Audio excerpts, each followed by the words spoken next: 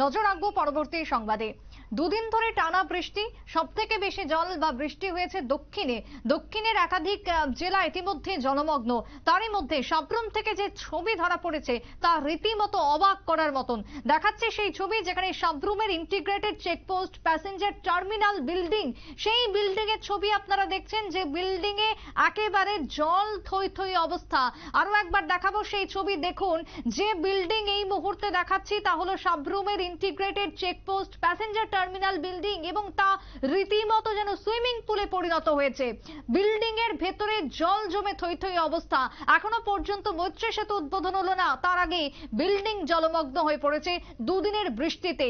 আর এই মুহূর্তে দাঁড়িয়ে প্রশ্ন উঠে আসছে, কিভাবে এই বিল্ডিং এর মধ্যে জল ঢুকলো, কেনই বা এই ধরনের জল ঢুকতে পারে বিল্ডিং এর মধ্যে, কোথায় তাহলে রয়েছে গাফিলতি নির্মাণের ক্ষেত্রে? একাধিক প্রশ্ন উঠে আসছে বাসিন্দা থেকে শুরু করে স্থানীয়দের মধ্যে। সাবরুমের ইন্টিগ্রেটেড চেকপোস্টে যেভাবে জল, এই জলকে কেন্দ্র করে জানবো একটু বিস্তারিত। টেলিফোন লাইনে রয়েছেন প্রতিনিধি সুকান্ত দাস।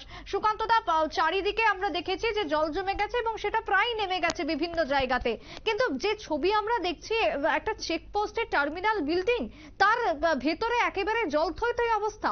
কিভাবে সম্ভব? এই বিল্ডিং এর ভেতরে এত জল ঢুকলো কিভাবে? নমস্কার। গত কয়েক মাস আগে শিলং থেকে দেশের প্রধানমন্ত্রী সাবরুমের আইসিপি চেকপোস্ট ঘটা করে উদ্বোধন করেছিল রাজ্যের সমস্ত মন্ত্রিসভা মন্ত্রীদের নিয়ে। তো এই গত 3 দিনের প্রবল বৃষ্টিতে সাবরুমের আইসিপিতে প্রবল জল ঢুকে গিয়েছে। এখন এ নিয়ে সাবরুম মহকুমার বিভিন্ন মহল থেকে অভিযোগ উঠতে শুরু করেছে, তাদের বিভিন্ন যে নির্মাণ কাজ করেছে এতে কোনো গাফিলতি বা কোনো একটা বিশেষ কোনো কারণেই মানে ভিতরে জল ঢুকে গিয়েছে এবং পুরো একটা পুকুরের মতন হয়ে গিয়েছে।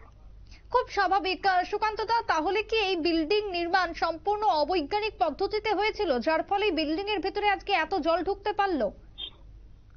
ওইটাই সাবরুম মহকুমার বাসী বিভিন্ন বুদ্ধিজীবী বিভিন্ন মহল থেকে এরকমের দাবি উঠছে, বা সম্পূর্ণ অবৈজ্ঞানিক পদ্ধতিতে নিশ্চয়ই তৈরি হয়েছে, না হলে কিভাবে আইসিপি জল ঢুকেছে। সুকান্ত দা, যারা এই কাজে রয়েছেন বা যারা সেক্ষেত্রে মূলত এই দপ্তর দেখাশোনা করছেন, কাউকে কি দেখা গেছে এই পরিস্থিতিতে সেখানে যেতে, পরিদর্শন করতে? না, এখনো কাউকে দেখা যায় না। আর আইসিপি তো মূলত আইসিপির ভিতরে যেতে কাউকে প্রবেশ করতে দেয় না। ওদের যা সিস্টেম নেই, এখানে কোনো সাংবাদিক এবং কোনো পাবলিকে ঢুকতে পারে না। এই মুহূর্তে স্থানীয় বাসিন্দাদের থেকে কি দাবি উঠছে? মূলত স্থানীয় বাসিন্দাদের দাবি উঠছে কেন্দ্রীয় সরকার দেশের সাধারণ জনগণের অর্থের ট্যাক্সের টাকা দিয়ে এটা তৈরি করছে। এটা যে জায়গাতে তৈরি করার পর উদ্বোধন হয়ে গিয়েছে, শুধু অল্প কিছুদিনের মধ্যে ভারত বাংলাদেশের সাবরুম মৈত্রী সেতু দিয়ে চলাচল করবে এই আইসিপি দিয়ে। তো এই শুরু হওয়ার আগেই কেন এখনো মানে প্রবল 3 দিনে টানা বৃষ্টিতে ভারী বৃষ্টিতে জল ঢুকে পড়েছে? এতে কোনো যারাই তৈরি করেছে এতে কোনো অবৈজ্ঞানিক ভাবে তৈরি করেছে, এটাই তারা গাফিলতিতে উঠেছে।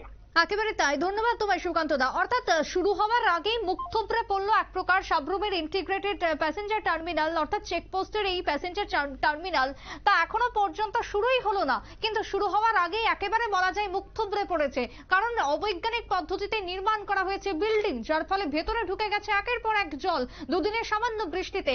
এমনটাই অভিযোগ, এমনটাই বক্তব্য উঠে আসছে প্রান্তিক শহর সাবরুম থেকে। কিন্তু সাবরুমের যে ছবি ধরা পড়েছে আজ নিউজ ভ্যানগার্ডের ক্যামেরায়, তা নিয়ে রীতিমতো বিভিন্ন মহলে নানান গুঞ্জন তৈরি হয়েছে।